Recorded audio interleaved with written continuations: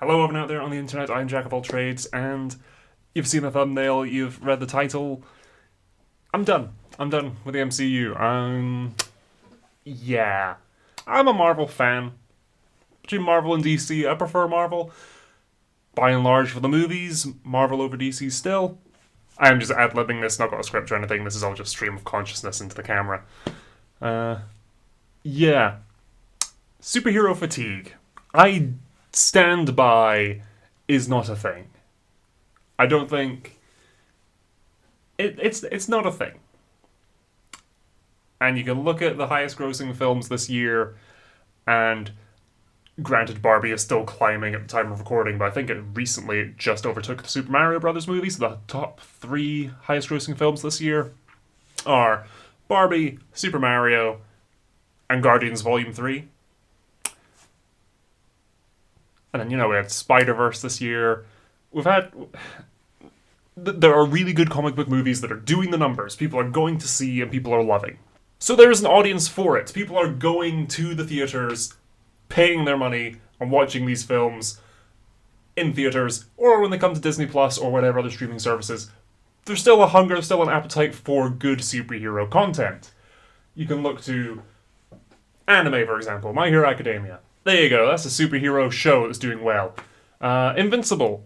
There was the Atom Eve special came out. Oh, there's a good bit of buzz around that earlier this year. People are still watching superhero stuff. I rewatched some of Misfits the other week. There's Extraordinary, I think it's called, on Disney Plus as well, that British, very My Hero Academia thing where, just everyone has superpowers. And they're creative. That's not quite a superhero show, but you get my meaning. People still enjoy this sort of content, so it's not superhero fatigue. That's not the issue here. The reason I'm clocking out of the MCU here is because if it wasn't for Guardians 3, this year has been rocky for the MCU. We had Endgame, and that was Endgame, and that's its own thing. After that, we got Spider-Man Far From Home. Good, enjoyable film.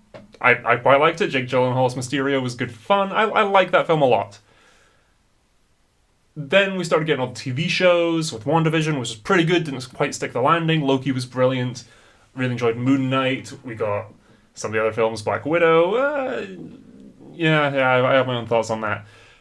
But basically, fast forward a bit now, Loki Season 2 is coming out, and I can't wait. That's going to be amazing. I am so looking forward to it. Again, we just had Guardians 3. Brilliant. But sandwiched in between the two of those was Secret Invasion. And then sandwiched either side of Guardians 3 is Secret Invasion and Quantumania. Oh, but then in between them we had Guardians and Wakanda Forever. Quite liked Wakanda Forever. Don't think it was as good as Guardians, but it was a good film. But then sandwiching either side of that, again, you had Love and Thunder and Quantumania. It's up and down. It's up and down to different extremes, different highs and different lows. But it's generally up and down with the MCU at the moment. And I think Quantumania, I was quite disappointed by, just as someone who really likes the first 2 Ant-Man films, and Ant-Man's character, Scott Lang, in the MCU, and Michael Douglas as Ant-Man, Hank Pym, Hope and Janet. Cassie was a bit grating in this one, but in the first 2, Cassie. Ant-Man 3 Quantumania was a letdown. There were bits of it I liked, but it was quite the letdown. And yes, we got the high of Guardians 3. Amazing.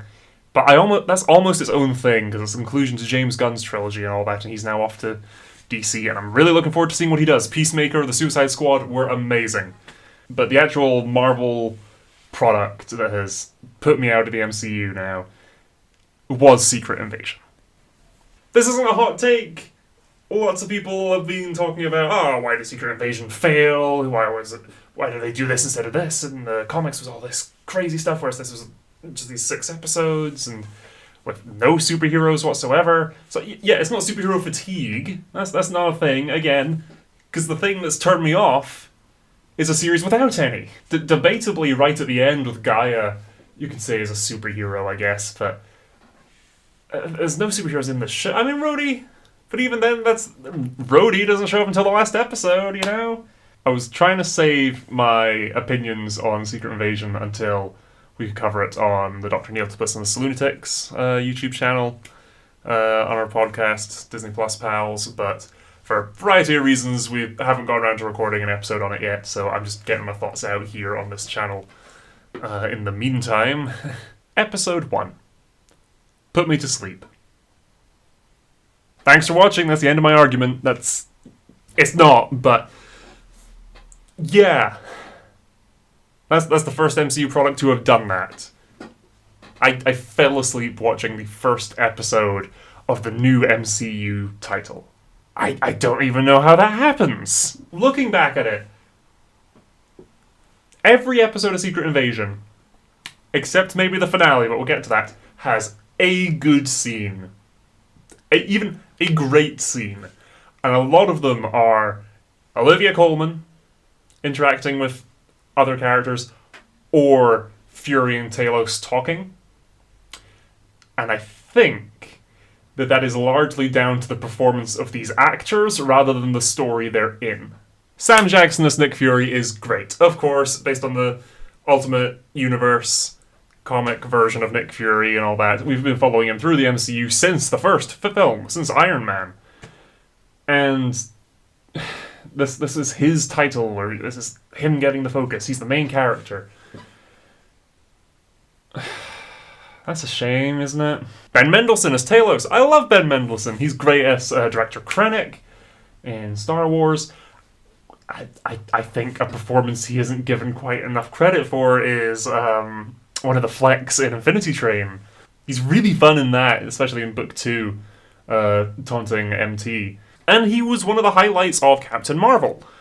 I do wonder how much of this series' issues can be chalked up to carrying on from Captain Marvel with the whole Skrull story, where it is the issue of doing backstory stuff with, that's another example, Black Widow. We're going to jump back in the timeline and establish these events happened, and then, the question of why hasn't this come up before now? With Black Widow, that's fine because it's all spies and underworldy stuff. So, not seeing any other widows until Shang-Chi, fine. Not seeing Yelena until Hawkeye, fine. Not seeing Red Guardian until, Thunderbolts. Yeah, fine. They're not like big spotlight, world-shaking characters. So that's fine, that works. Captain Marvel, there is the question of, why didn't Fury use the pager until Endgame and until Infinity War? Sure, whatever, you can have whatever arguments you like for that. The Skrulls were one of the more interesting parts of Captain Marvel, as I said, because as someone I haven't read every Marvel comic, I haven't read many Marvel comics. From the cartoons and everything, I'm familiar with the Skrulls as antagonists. So, they are the oppressed people in this situation. They are being hunted by the Kree. They just want to live peacefully, this group of them. That was an interesting wrinkle. Didn't see that coming. That was really fun in the film. So now, they're a bit disillusioned. They're being led by Gravik, this kid who doesn't have any faith in what was promised to him. Well, we'll get into the whole Gravik situation. Yikes. Why haven't we seen the Skrulls up until now? Well, for one, they're shapeshifters, they can blend in. Fine. For two, they touch on that, where that's how Fury has gotten to this position. That's how he got that position in S.H.I.E.L.D., in the US military system, kind of, was from the information he was being fed by his own private network of spies, the Skrulls. They're explaining something that I didn't think needed explaining of how Fury got to that position, and using the Skrulls as the means for that. And I like that idea.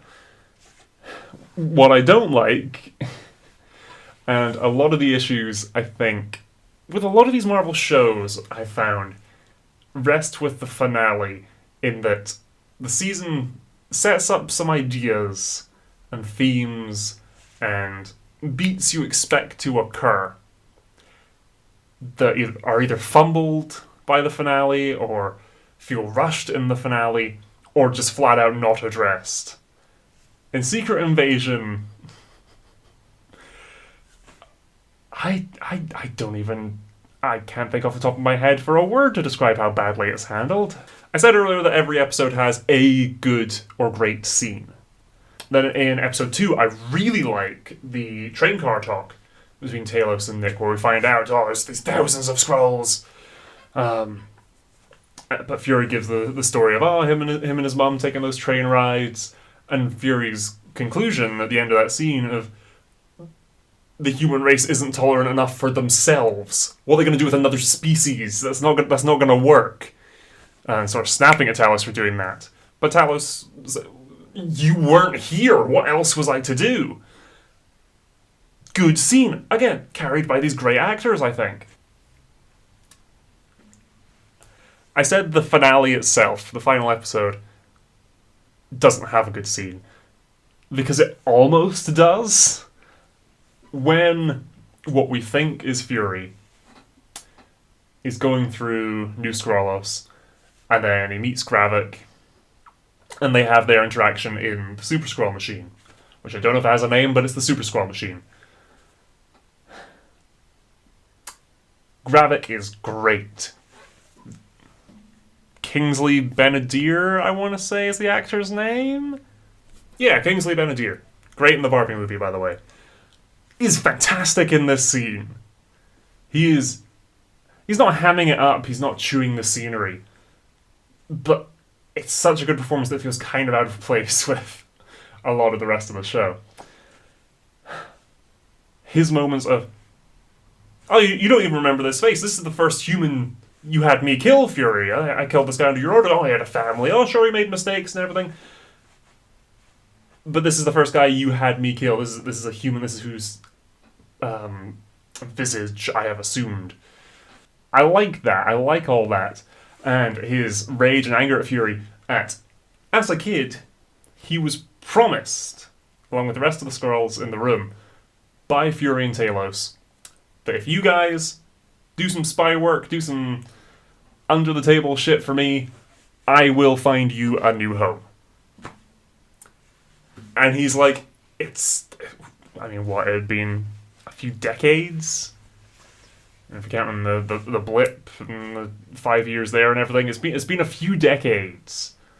I forget exactly how many years. And as far as Gravik is concerned, no progress has been made. So he's taken things into his own hands, he's gonna wipe out the human race, and this will be our new home. Fuck you, Fury. For lying to us and using us. And as he says in that scene, for pimping them out, and then when he was done with them, he cast them aside. And yeah, it's a really good scene.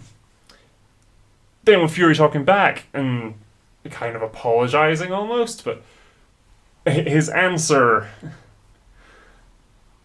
in the moment is dumb. After a few years, it became clear that he wasn't going to be able to find a planet for them.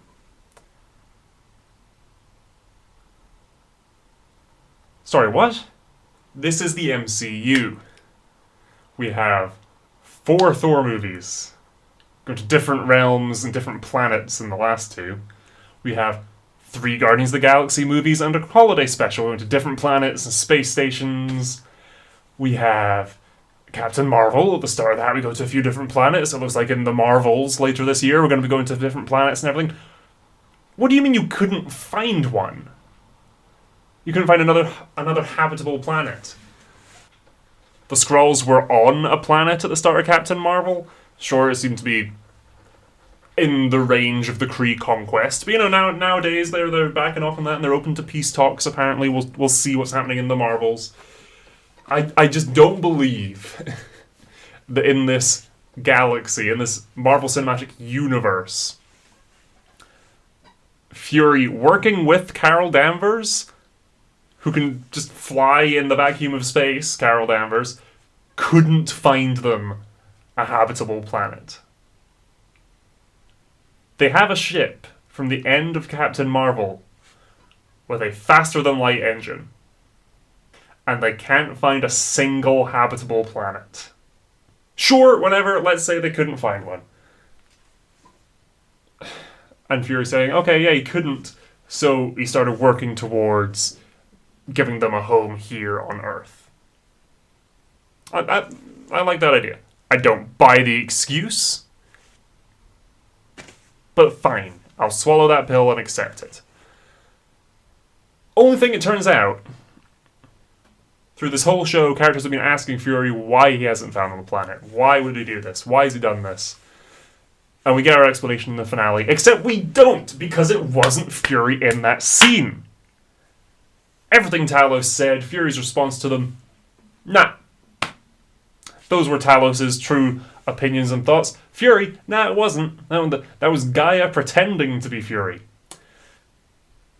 Gaia, who we never saw have a sit down and talk with Nick about this. You can tell me that, oh, no, Nick told her what to say in this scenario. Oh, Nick told her the story so that she could tell it to Gravik and be believable in that moment until he fires up the machine, sure. But we never saw that. We never saw anything close to that. We saw the two of them meet in that building from the flashback briefly before Nick had to run because the police were outside. That's it, and presumably that's who he calls at the end of the penultimate episode. Oh, it's time, let's do this, and cool. I don't believe that this is... They've given me nothing to go on to assume that that's the truth. What she told him. So we don't have an answer. We still don't know why Nick didn't find them a planet. Why he's been sat back on his laurels, relaxing on a deck chair on that spaceship that presumably we'll see in the Marvels. Feige promised that this show would tie into the MCU movies. And as we like to do, both Secret Invasion and Ironheart will tie directly to MCU feature films. But beyond Nick being in both, I don't see it, to be honest. And the fucking stupid bit with the president at the end? Oh, all off-world born species are enemy combatants. Are you fucking kidding me? I'm not the first one to pick this apart, and I'm not going to go in depth on this. My major gripe is... It's dumb. My big issue with it is... You know that's not going to get picked up. You know that's not going to be addressed in anything going forward. I'm willing to put money on we won't even see this actor playing the president again. We won't see that. We won't hear... there might be She-Hulk style, or there's a news article on a computer monitor about this big statue in the middle of the ocean. We might get something like that referencing anti-Skrull shootings and junk like that. Oh, the British Prime Minister gets killed off by just a guy with a gun in a crowd outside Downing Street. Have you ever been to Downing Street? Really? Guys can just walk on set for a TV station and just gun the guy down on live news. It's stupid. But the inciting thing of the president declaring them all enemy combatants... I'm glad Nick calls them on how stupid that is. I wish someone had called the writers on how stupid that is, because unless that is a plan, and I will eat my words if this is going to be a theme in the next few MCU projects. But again, I highly doubt it. It's this status quo shaking event, this moment of humanocentrist beliefs, but it's not going to get picked up on. We're getting the X-Men soon. We don't know when or anything yet, assuming that they're not inserted into the current lineup and slate of projects and they're going to be after Secret Wars. Do you really think we're going to have humanity actively at war with all off-world born species and not gunning down mutants in the street, but being very anti-mutant? We're not going to have both of those on go at the same time. It's just created a bit of a mess for themselves, and because I don't know how they're going to clean it up, I have to assume they're just not going to address it. We were told that this show was going to be a spy show, I think political thriller was Kevin Feige's exact words. Invasion, and now we're just 1 month away from the June 21st debut of this twisty political thriller.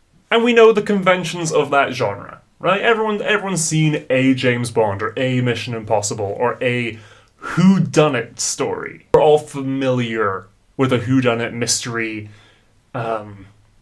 imposter among us, someone here is lying story.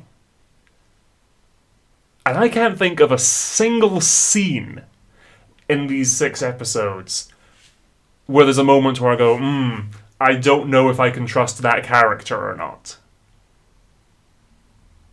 Because it's obvious going in, when we found out that Rhodey was going to be in it, that he was going to be a Skrull. And it's a good reveal, it's well done, the wipe of the mirror. But we knew going in, because he's the only other, like, when you killed off Kobe Smulders, when you killed off Maria in the first episode, and you killed off Ross in the first episode, but it was a Skrull of Ross. He's one of the only returning MCU characters, so he's got to be a Skrull. And the Skrulls don't have superpowers, so here's an Avenger who doesn't have superpowers. It was so obvious. I'm really happy for Nando V Movies that he called it years back that Rhodey would be a Skrull. That's really fun for them, and it was fun watching their videos on this show. You think of, like I said, episode 2, Fury and Talos sat in that train car having their back and forth. They're both our heroes, they're both good guys. No question there. We know their allegiances, we know their motivations. There isn't a moment where Fury has sat down with someone and you don't know whether they're on the same side as him or not. It's always kinda obvious. How, in Secret Invasion, a political thriller, do we not have any thrills? Do we not... There's no intrigue, there's no mystery of, can this person be trusted at any point? There's no moment where a character walks into a room, Olivia Colman walks into a room and we wonder, is this her? Is this a Skrull pretending to be her? Can we trust Talos in this moment, or is there another Skrull pretending to be Talos? There's no moment like that at all. They can change their entire appearance to become anyone.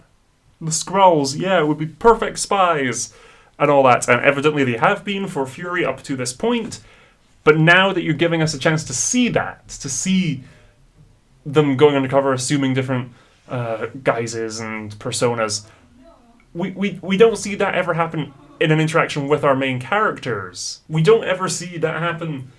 We don't ever see Skrulls undercover interacting with our main characters and lies and spinning webs and stories and tricking people up, feeding false information. Any of the things that you expect from this genre of show isn't present in this story at all.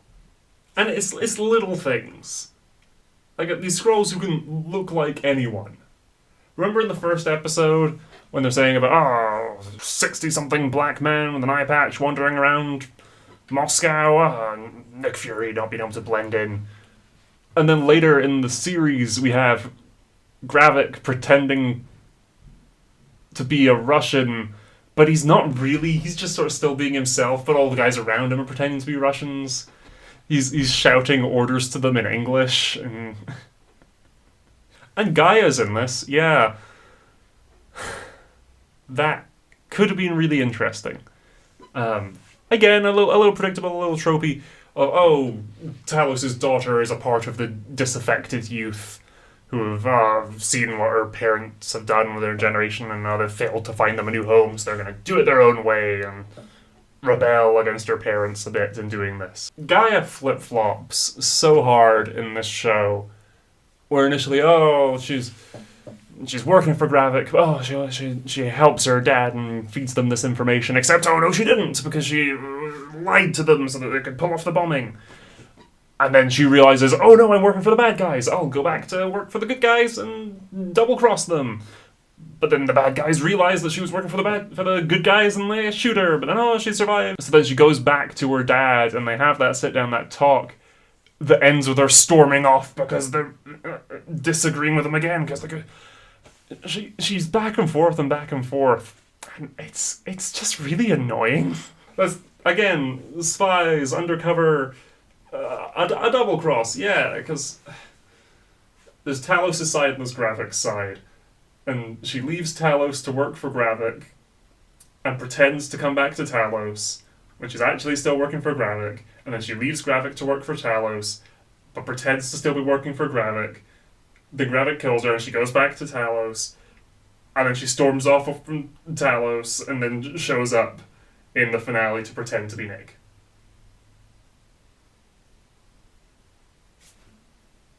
And Emilia Clarke is a good actress, but she's just really bland in this. Like, there's, I struggle to think of many scenes where there's emotion on her face. It's a lot of blank stares and occasionally a bit of anger in the climax in the fight scene. But I think even when she's using all these different superpowers, it's still just the same face the whole time. I haven't gone back to watch the show since watching it week to week. Again, I fell asleep watching episode 1, so I rewatched it the next day, and then I watched each new episode week by week as it came out, and yeah, I have no intention whatsoever to go back and rewatch any of Secret Invasion. At all. I'll get some clips to splice in here. You know, I might not even do that. I just might use clips from the trailers instead. That's probably what I'll do. I'll use trailer clips instead. Versus Moon Knight. I've rewatched Moon Knight twice now. Loki, I've loved going back and watching scenes. Even just the final episode of Loki with He Who Remains is great. And now we're getting a new season of that. You know, She-Hulk. I've rewatched episodes of She-Hulk, specifically the Daredevil one. But Secret Invasion, I can't think of a single episode that I'd want to rewatch, honestly. Maybe the first one to see some more Maria Hill again, but And again, in this show of people pretending to be people, and think of the tone this show should have had as a political thriller is Winter Soldier.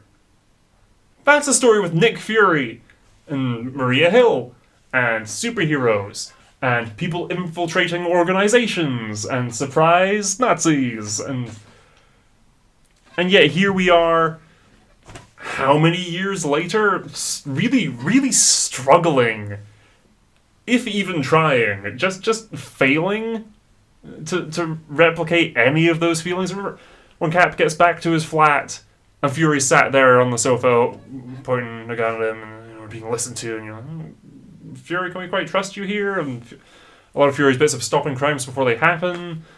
There's, between Captain America and Nicholas Fury, there are tense moments where we don't quite know if Fury can be trusted. Fury dies, and surprise, he survived, he's still alive at the end. Which does get some fun callbacks in this show of, he's got these graves all over the place. That's cute. We never got, Maria was still alive working behind the scenes. We never got, I remember seeing theories of, maybe Talos' wife is still alive, and maybe she's pretending to be Fury. Maybe there's two Furies on the go at the moment, like multiple scenes, and there is in the finale, but again, that's done horrifically. So yeah, in the Super-Skrull machine, both Gravik and Gaia, at this point, at minimum have Extremis, but I think it's not exactly much of a leap to assume they both have Extremis and Flora Colossus and Cull Obsidian and Frost Beast abilities, because that was the template Gravik used on himself, and why would Gaia just select one rather than selecting all those powers? They already have that set of 4. Fun. Cool. That kind of gives you the comic Super-Skrull, the animated series Super-Skrull, stretchiness of Mr. Fantastic, but it's Groot. It's the Flora Colossus. That's fun. It gives you the regenerative healing, but presumably also the fire of Extremis. Human Torch, fire. The bulky muscle look of the Thing, Cull Obsidian. The Frost Beast stuff we don't ever really see it do anything in this show, and I mean, I'm assuming that was the big monster left behind at the end of Dark World, which, that's great. Using this to tie up that loose end, that's a good idea. Too bad the whole Super-Skrull idea is botched, because, again, sorry, these two have this set of powers. Have them fight with those powers. That could be good. That could be fun. Again, sticking with that idea of Super-Skrulls from previous media. But then there's the Harvest, which I buy as something Fury would have had done. The Skrulls have these pieces of DNA, this piece of Groot, this chunk of Cole Obsidian's hand, stuff like that they've gathered. Perhaps getting that idea from Fury, sending Gravik and his team in to go and, every Avenger who fought in the Battle of Earth shed some blood. So they have samples of all that. I don't know how the sci-fi magic tech bullshit, it's all just mixed together in one vial, and it's legible and can be decoded, and yeah, okay. But I like that idea of, they have all of their DNA on file. So for cloning, for transferring powers with this machine, that's a good, fun idea. In execution, what the fuck were you thinking? Ebony Maw's powers, his telekinesis, isn't magic. It isn't something learned. It is canonically something manifest in his arms to be able to, like, grab things with the Force. They turn their arm into Ebony Maw's arm to use it. Drax's, what I am 90% sure were tattoos, are hereditary. They're in his DNA. Ghost wasn't at that battle. Ghost was not at the Battle of Earth. They might retcon it and have some fun Thunderboltsy stuff going on, because she's going to be in that series, and I look forward to that again. I liked Ant-Man and the Wasp. I liked Ghost's story. It wasn't great, but I liked it. I liked her powers. It's cool to see the powers used again here. But she wasn't at the Battle of Earth. Oh, but Fury might have been gathering their DNA from elsewhere and other sources. He might have had a few on file before the Harvest. Sure. Fine. Tell us that then. I mean, show, don't tell, da-da-da-da-da. But they never showed us the Harvest prior to the moment with all of the names floating up on the screen and the actual fight and the powers they use. Abomination, for the same reason, wasn't at that fight, unless we're gonna get, again, some Thunderbolts shenanigans where, that team was assembled prior to the fight in Endgame, and they were sent in, they were in the battlefield, we just didn't see them at any point. That could be done well, that could be done humorously, that could be done interestingly in future.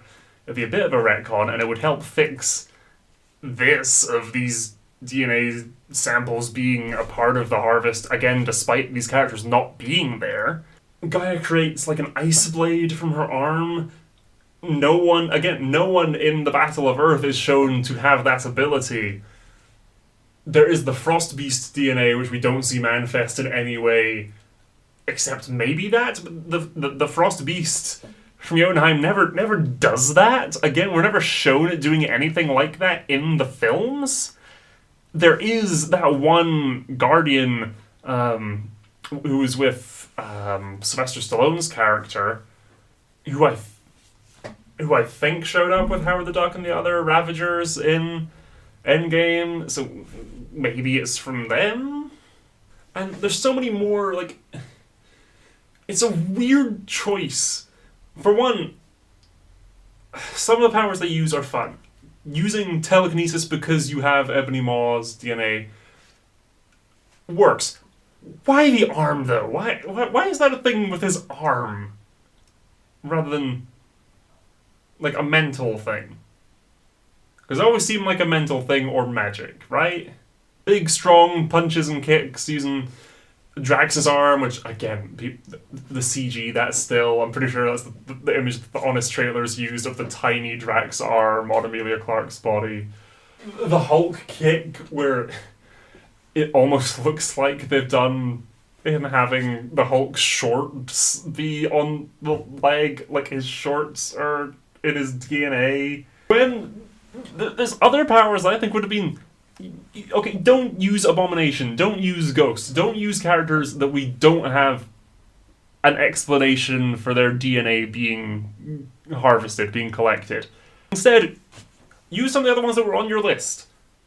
Captain America is just general, like, super strength, so I get not doing that unless you're gonna have them...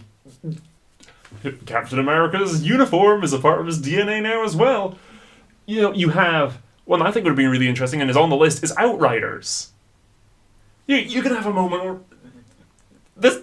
It's goofy superhero comic book. This character has all these powers. Have them grow an extra set of arms, you know, and then like then you can have each arm be a different thing, you know. There's so many more creative things they could have done. Like I like the Mantis moment. That's good. I like when she gets Korg's arm. That's fun. Give us some more like visually interesting ones like that. Something I praise, as I previously mentioned, My Hero Academia and Misfits, and again I think it's called Extraordinary. 4 is the creative superpowers. We all know you're Aquaman, we all know you're Wonder Woman, we all know you're Spider-Man. There's like the really famous superpowers. I love the new, fresh, and creative ones. My Hero Academia, Kyokujiro, Earphone Jack. There's little extendable earphone jacks, you know, little extendable audio jacks on her earlobes that could be used for listening in to things, or for broadcasting her own heartbeat and using like sound in a creative way. That's really fun. One of my favorite quirks in the show is Gentle Criminal. Elasticity, can just touch things and they become elastic and bouncy and stretchy. That's fun and is used in a lot of really creative ways. Misfits, lactokinesis is the dumbest superpower I have ever heard. It's not being able to move things with your mind. It's being able to specifically manipulate milk with your mind. And that is the power of an antagonist for an episode, who kills people with that power. That is so clever! It's done in really interesting ways. I'm not trying to kill you. That's the mozzarella wrapping itself around your central cortex. Umbrella Academy does this. There's, Diego can throw knives and curve them. But being able to throw and curve things is kind of a busted ability when we see in later moments how he's using and abusing that as different characters. Creative superpowers. In Extraordinary, there's a moment where she goes to a dentist's office. And the dentist has a bizarre superpower where it causes people around her's moods to generate a soundtrack that can be heard by everyone in the vicinity. So the main character comes into the dentist's office and is terrified of the dentists. So because of the dentist's power, like, horror suspense music is just playing around the dentist. Because that's how their power works. If they were walking down the street past someone who's having a lovely day, you might get some upbeat Disney music, you know? It's these fun, new superpowers, or just creative takes on pre-existing superpowers. Something, and this, I'm going off on a bit of a tangent here, and I'd love to do another video talking about this. In New Mutants, I'd been kind of spoiled in creative power use by My Hero Academia at the time when that movie came out. The antagonist of New Mutants' power is creating barriers, creating shields, creating force fields. And there's a moment where she's grievously injured and is losing a lot of blood. My brain immediately went, she could just make a barrier to apply pressure to the wound. Doesn't do that. No, it continues to fight and gets attacked by a bear monster and stuff. But creative uses of powers like that, I love. I do not have superhero fatigue. I have... Marvel is going kind of downhill, and I am no longer committing my time and money to watching everything they produce. That is where I'm at. To bring this video back around to me being finished with the MCU. I'm a big animation guy. So when Disney announces, oh, here's this new Disney movie coming out, and you watch the trailers and you decide for yourself, yeah, I'm gonna watch this one, this looks cool, or I'll give this one a pass. That's what I'm doing with the MCU. I went to the cinema to watch everything since Thor: The Dark World, I think. I've seen every Marvel movie in this theater where possible, pandemic. Since Thor: The Dark World, I've seen all the TV shows on Disney Plus. I watched all the Netflix shows as they were coming out. I'm not doing that anymore. You've lost me. You might be able to win me back, but for the time being, you've lost me. I'm going to watch Loki Season 2, because that looks good. The trailer looks great. I really enjoyed the first one. The Marvels, I did not greatly enjoy Captain Marvel, but I did like Miss Marvel. And the trailer looks like it could be fun. So I'm at a bit of a maybe on the Marvels. I'll see what initial reviews are like before deciding whether it warrants my money and time. Armor Wars? I haven't spoken about Rhodey yet. So, Rhodey has been replaced by a Skrull since, presumably, Civil War, because he's coming out and he's unable to walk.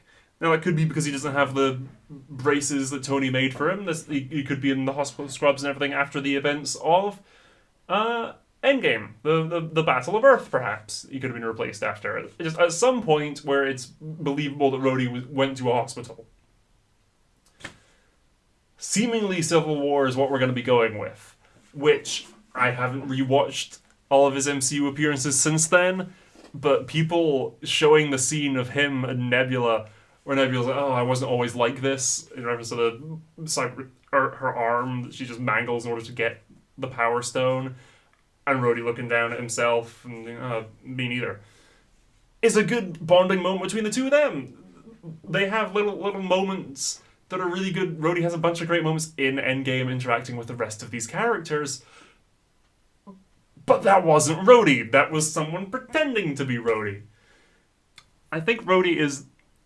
It's the biggest holdover from this show is Rhodey's reintegration to the story now that he's back. I think that's the biggest thing they need to dedicate time to addressing and focusing on. Which, if we have to wait until Armor Wars to get that, release dates to be announced, but with all the strikes on at the minute, it could be a good few years, you know? I don't know. I don't know, and I'm not invested enough to check out every new Marvel release anymore. It's going to be case by case. See what they can do, because since Endgame, it's been hit or miss, or middle of the road. She-Hulk, I think, was pretty middle of the road, but I enjoyed it, but it wasn't great or anything, you know? I could have watched better shows in that time. So, yeah, I'm stepping back from the MCU for a bit now. Which is a shame, because I've enjoyed it. I've enjoyed a lot of it so far. But recently, a lot of decisions and story choices have just ultimately lost me, and I'm a lot less invested. Since Endgame was a good conclusion to a lot of the Avengers stories, a lot of our core big heroes, Nat and Tony died, Steve is an old man now, Bruce is doing whatever Brucey things and cameoing in She-Hulk. Clint's got the Hawkeye TV show, and that was good, and he's trained Kate Bishop to take over from him now. A lot of our heroes are taking a step back now. They're done. Thor is raising love. Well, no, Thor left with the Guardians, and now since him leaving with the Guardians, Thor is now raising love, and the Guardians have had their conclusion as well. That's all tied off nicely now. we probably are in the new era now. A lot of our pre-existing characters have finished their story. Stephen, Doctor Strange. I look forward to seeing what happens next, but he was used really well in No Way Home as just this character in New York who Peter could come and talk to. I think that's how Doctor Strange is perhaps best served going forward, is going to be as this guy who can pop up in the crossovers and interact with other heroes. But I remember in Disney's Ultimate Spider-Man cartoon, where, there's an episode where Iron Fist and Spider-Man are the only one's still awake and everyone else in New York is falling asleep. So Iron Fist knows, we need to go to talk to this master of the mystic arts who can help us with this situation, and it's Doctor Strange. There are characters who work really well for this interconnected universe and work as the fabric, as the threads that tie other characters and stories together. So as we move forward with going on to whatever Kang shenanigans are going to be going forward, whatever Young Avengers stuff might happen, maybe, and we'll be getting in the X-Men, Fantastic Four, all this new stuff. I'm not invested anymore. Again, most recently the Guardians are done. They've had their ending.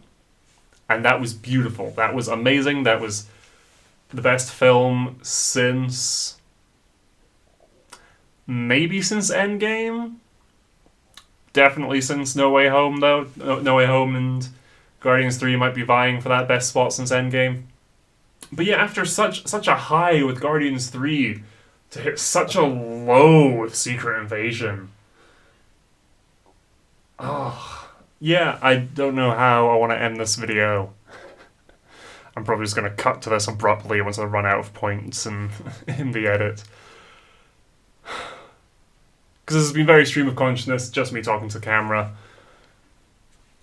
Yeah, I'm done with the MCU. Not done with Marvel. Spider-Verse 2 was phenomenal. Easily the best film of the year. Easy. And again, as I said, Loki Season 2, Daredevil down the line. There are upcoming projects that I am excited for. But there's a good number that I am wavering on. Probably going to give a pass. Which I haven't done for the MCU so far. I've been dedicated. I've been loving it. I've been all in.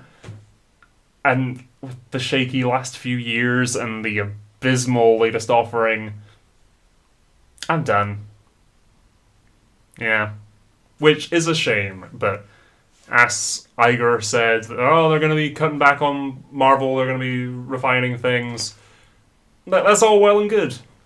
I look forward to seeing that and seeing the changes in the future.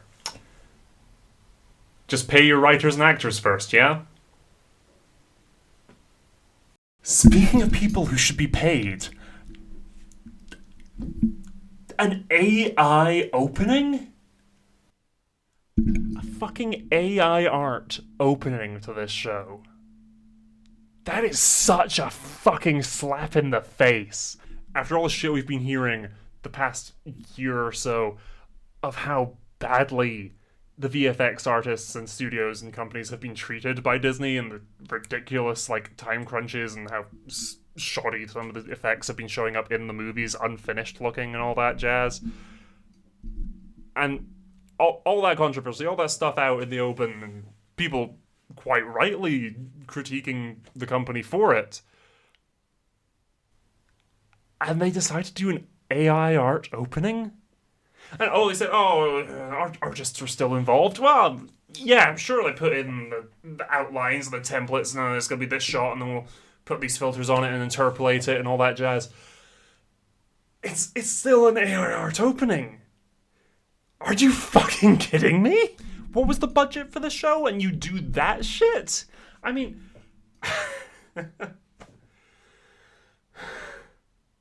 the big triumphant moment of, Nick punching Gravik through the side of the building after, it's not Nick, it's Gaia getting the superpower, Super-Skrull junk, and they play, the theme song, it's that big triumphant moment when they start playing the theme song in the show.